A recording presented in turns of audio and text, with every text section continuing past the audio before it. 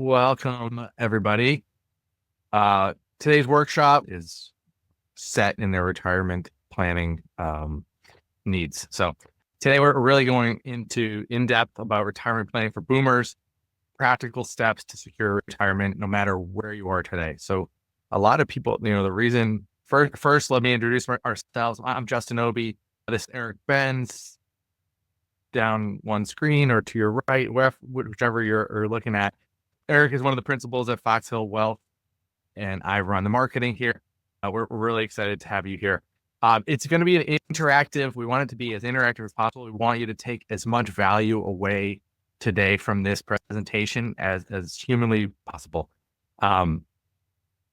There's definitely going to be times where you'll be like, okay, cool, that's great information, but how does that affect me in my unique situation? We realize everyone's situation is unique.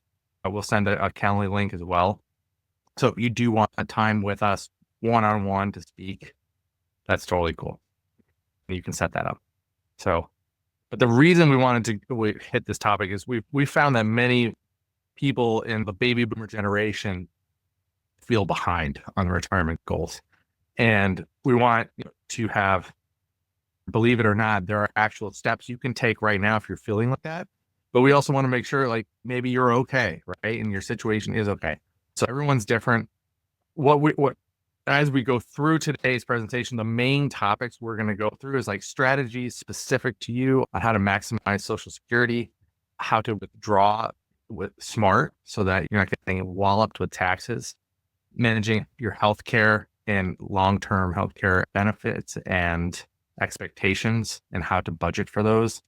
And then also avoiding retirement pitfalls, right? What we see a lot with our clients. We're sharing that with all of you. All right. Hi there. Before we start, just real quick, you can do this in the chat or not if you don't feel comfortable, but feel free to use the chat. Ask yourself right now, do you feel on track for retirement? Yes, no, maybe, not sure. You can throw it in the chat right now, or feel free to, if you're very, it's a safe space here, so you can feel free to blurt it out. All right. Okay, so the reality of retirement today, this is data based on the entire United States, where people are based on their age groups, how much their average retirement balances are. This is not the goal, but this is definitely averages and medians. So there's quite a discrepancy here between the median and the average balances. 65 plus, boomer generation, between 244,000 and 272,000.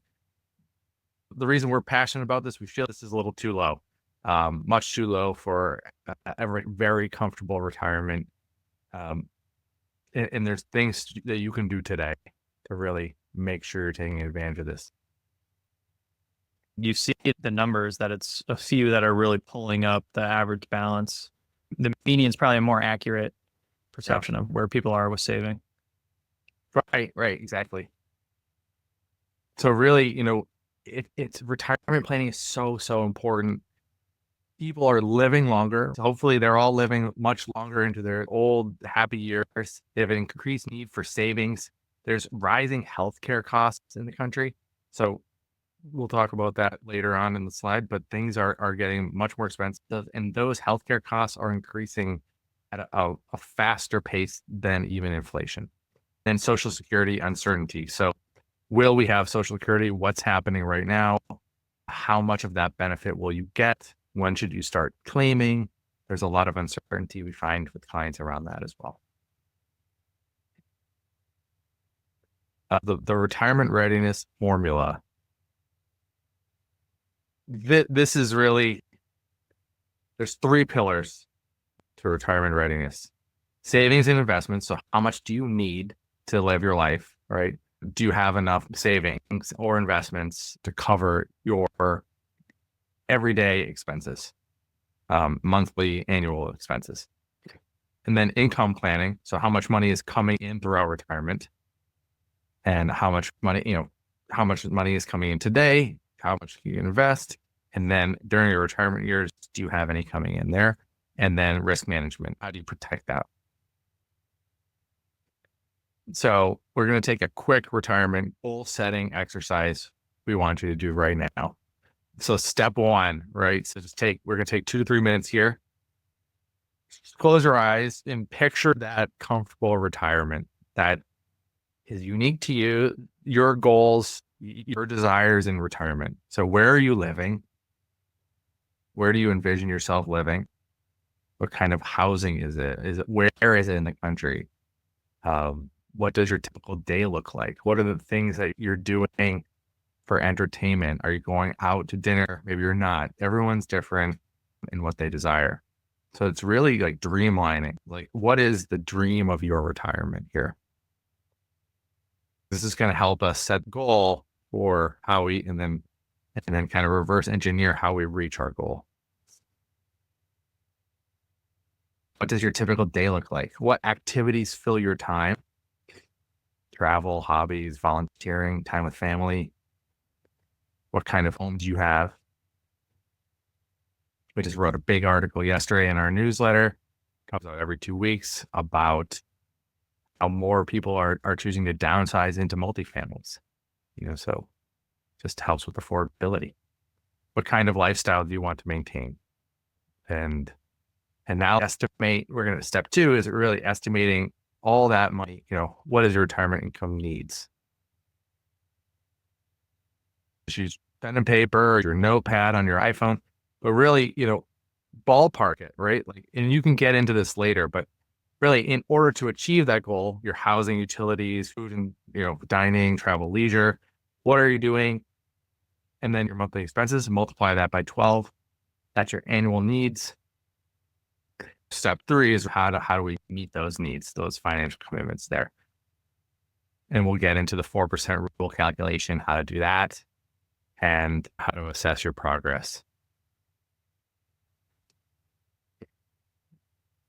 So, Eric, why don't you just dive in here on the 4% rule? Yep. So the 4% rule is basically the amount you can spend from your retirement account assets each year where it will still grow. So if you need $8,000 a year in retirement, you're going to need to have saved up $2 million. Some people do an 8% rule, knowing that they're going to slowly whittle away at their total asset value.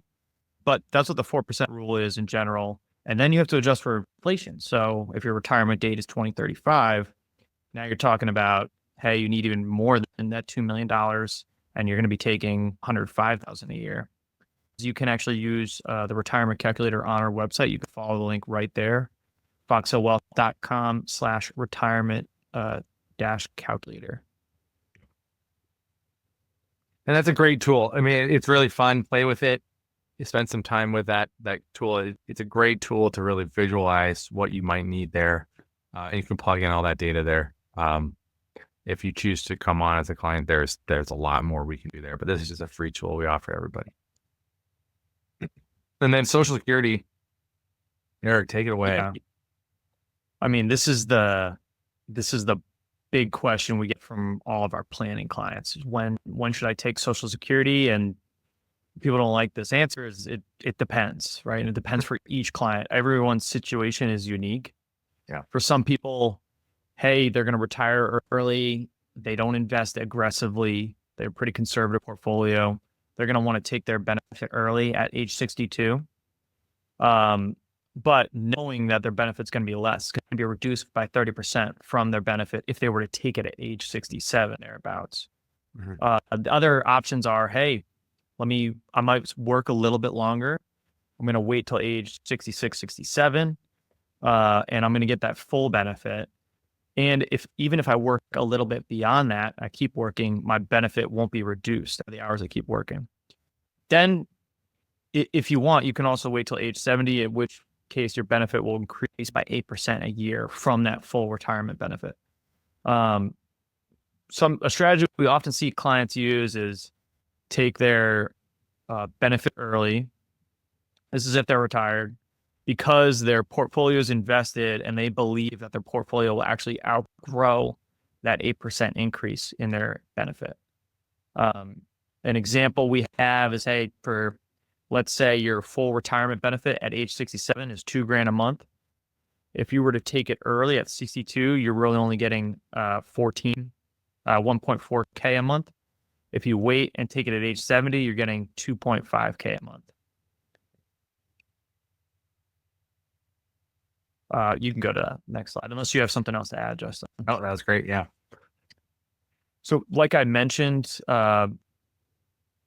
you can work while you collect your Social Security benefit. Just know that if you take it early at age 62, every dollar you earn over $22,000 is going to erode your benefit. So it's like for every $2 you earn, $1 gets taken away over that amount. Then the important things to know, if you're a spouse of someone who was a high earner and worked for a long time, you actually can claim 50% of their benefit. And that's if you hadn't worked a lot of your life. So there's tons of options out there, and you should really talk to a professional to help with that. All right. So we're going to play a little game here. Will, if you are here listening, you can join on the game. But basically, scenario one, the early retiree, and you're on mute if you want to join the game. But John is 62, just retired, but has a pension covering his expenses. Should he start to take retirement? So let's see. He could wait. All right. So no immediate need. He has a larger benefit later. In scenario two, so he's got, a spousal benefit claim. Suzanne, who's 65, has a small benefit, but her husband's full-time retirement age benefit is $2,500. Should they take it now? What should they do? So answer, they want to claim the spousal benefits right now. 50% of the husband's benefits for $1,250.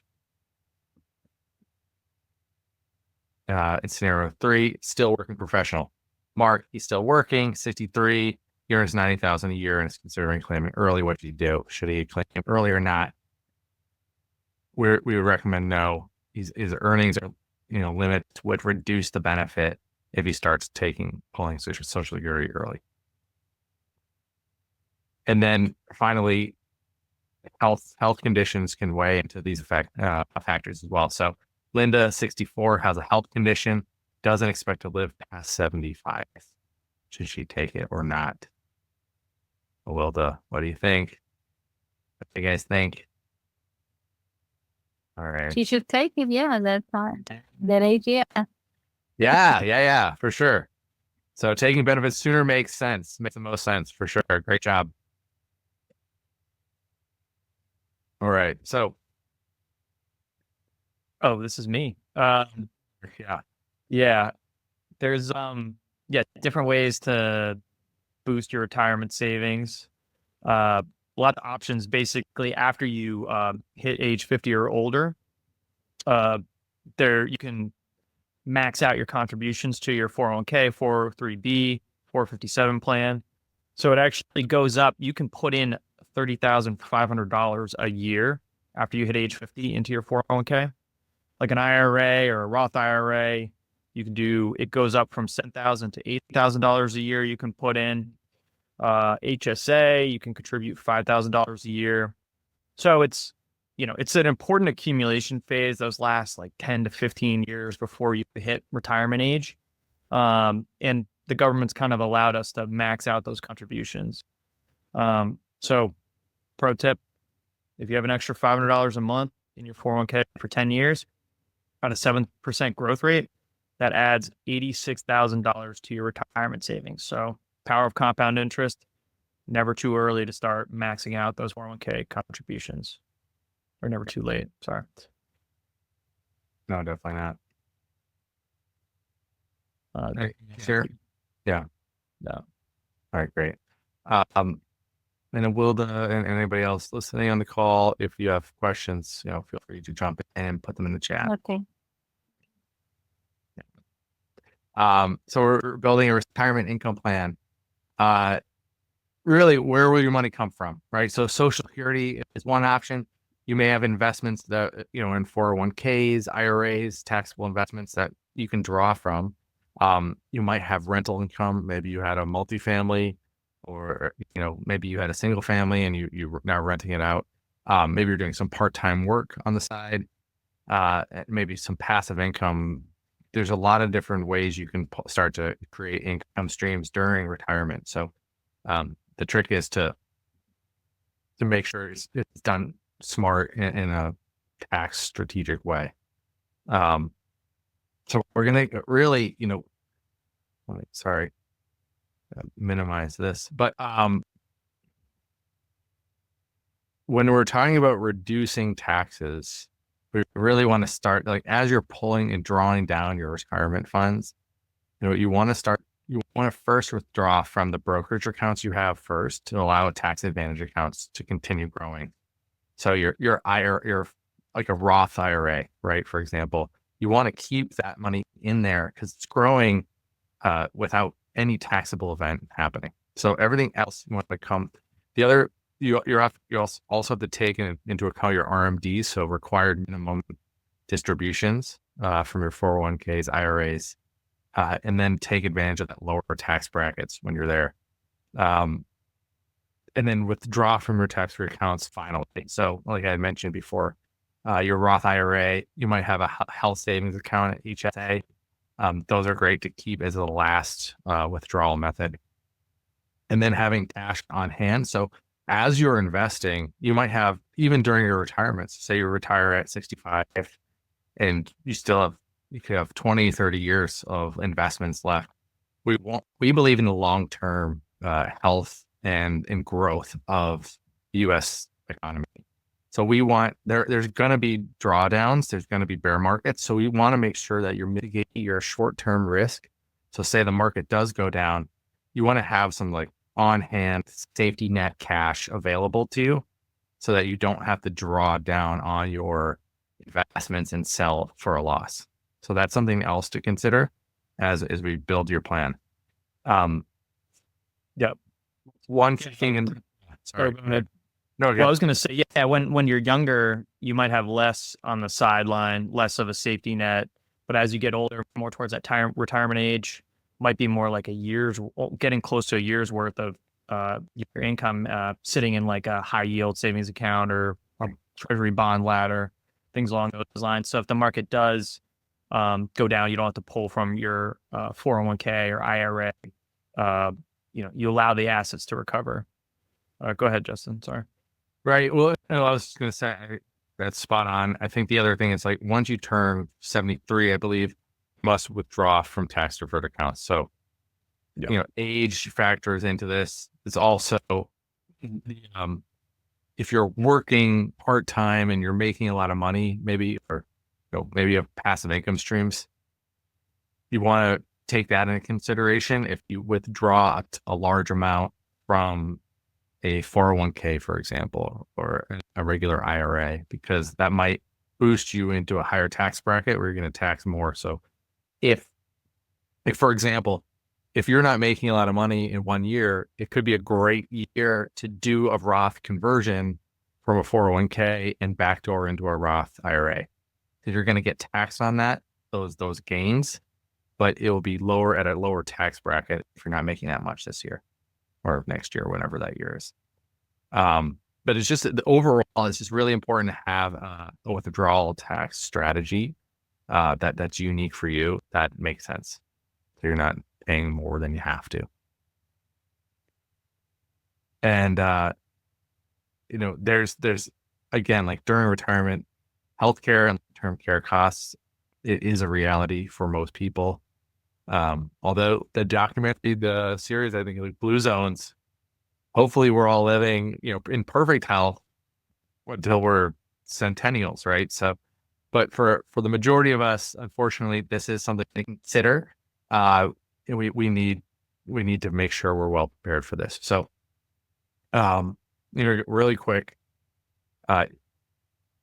what do you think the average cost of healthcare is in the U.S. for retired couples during their retirement years? A, 75,000. Is it B, 200,000? C, 315,000? Or D, $500,000 and above? And that's for the whole length of retirement, right? Right. Yeah. So it's like an average of 20 years. What do you guys think? A, B, C, or D? Wilda. EBB? All right. Uh-huh. No. Close though. So close. Okay. It's C. $315,000 is the average cost of healthcare in the US for retired couples. 15,000. 315,000. Yeah. Yeah. So it's like 18K a year, 17, something like that. Yeah. Yeah. So, it might sound like a lot. It might sound like little. I'm not sure, but healthcare can be one of the biggest expenses during retirement, and understanding how Medicare works is crucial. So first, have to be 65 to qualify for Medicare, or you could get earlier if you do have some qualifying disabilities. But for a lot of people, it's 65, and you have to sign up during that initial enrollment. So it's 3 months before and 3 months after your 65th birthday.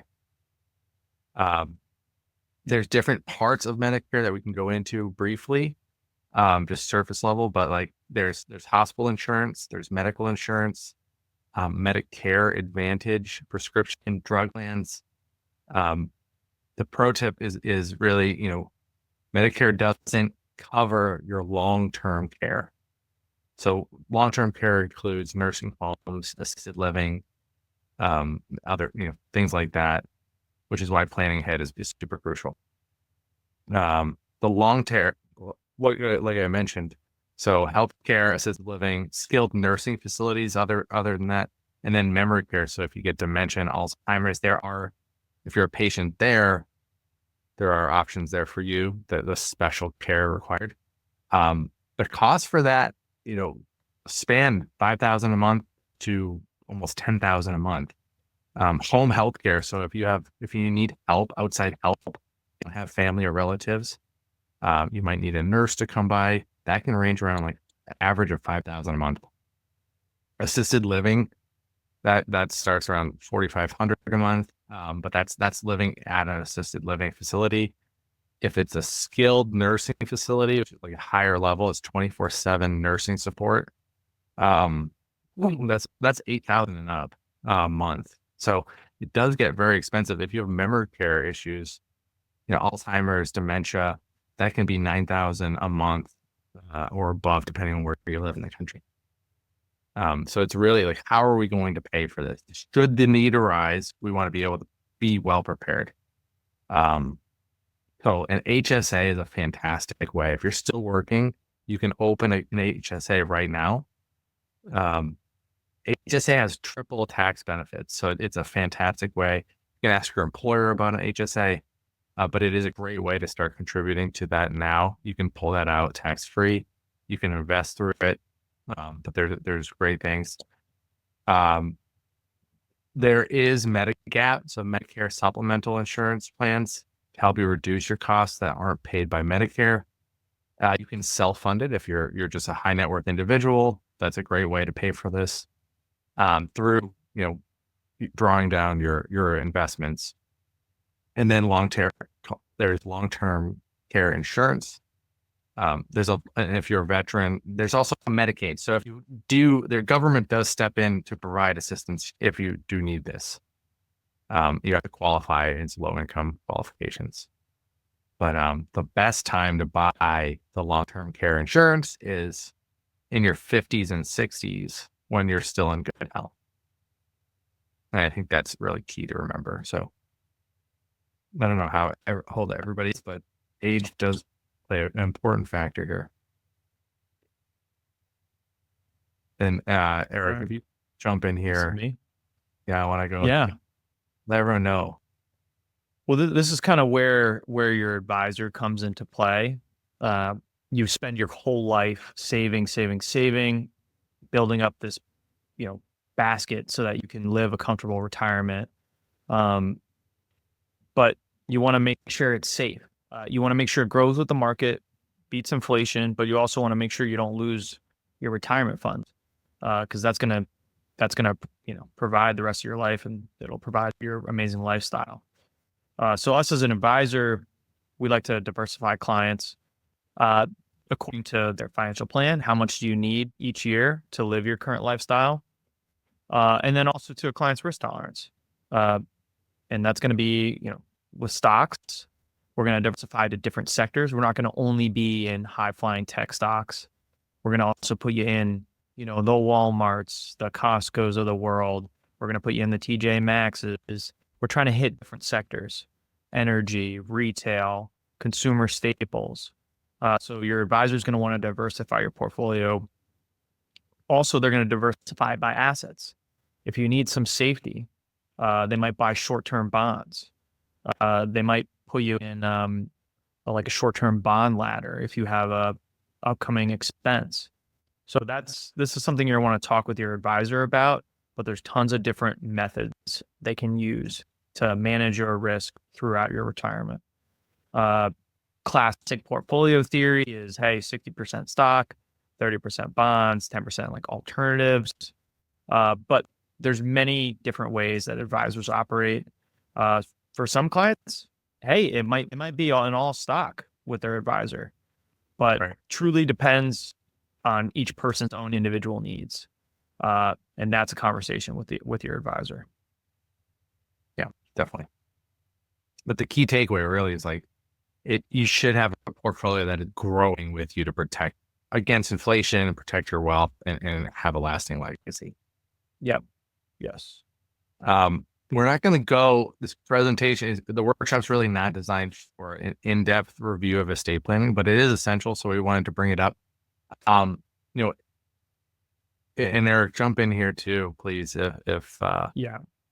But it's really, do you have an estate plan? Eric's going to take it. But it can even go, you don't even necessarily, obviously having an estate plan is amazing, but there are simple things you can do to basically save your heirs 3 to 7% of your total assets. If you have $1 million and you don't have beneficiaries listed on your retirement accounts and you pass away, those assets are going to get probated.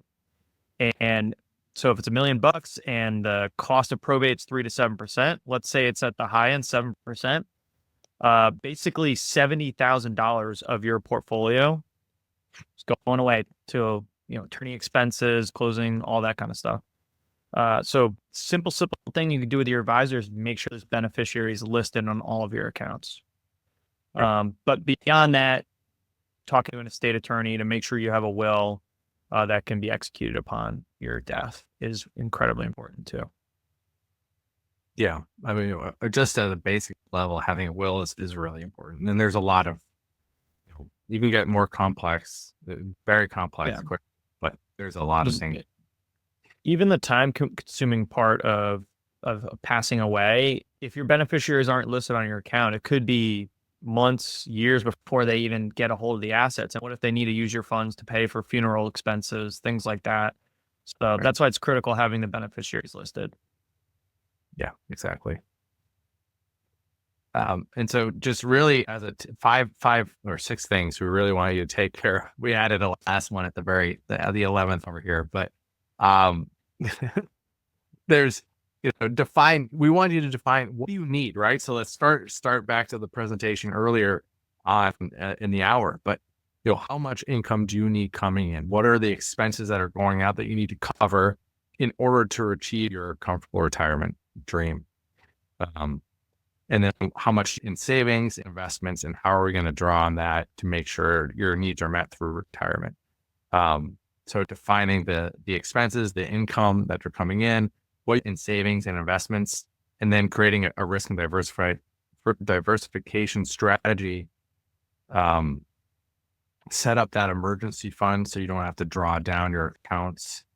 If you don't have an emergency fund, right, today, take action today and start saving towards that emergency rainy day fund. Shoot for 6 months. And then after you get to 6 months, aim for that 1 year mark. It should be, highly liquid, protected. So it's not susceptible to market ups and downs, right? So like a high yield savings account is a great option right now with the rates so high, or a bond ladder, like Eric mentioned before. And you want to review and adjust this accordingly, throughout the year, every year, just check in. That's why it's important to have an advisor. So talk to your advisor, and decide, like, based on your unique situation, really figure this out. But as like a strong takeaway right now, we just want you to take a moment. What are you going to do today? What is that one action item that you're going to commit to right now that makes sure that your retirement is going to start moving in a direction where you want?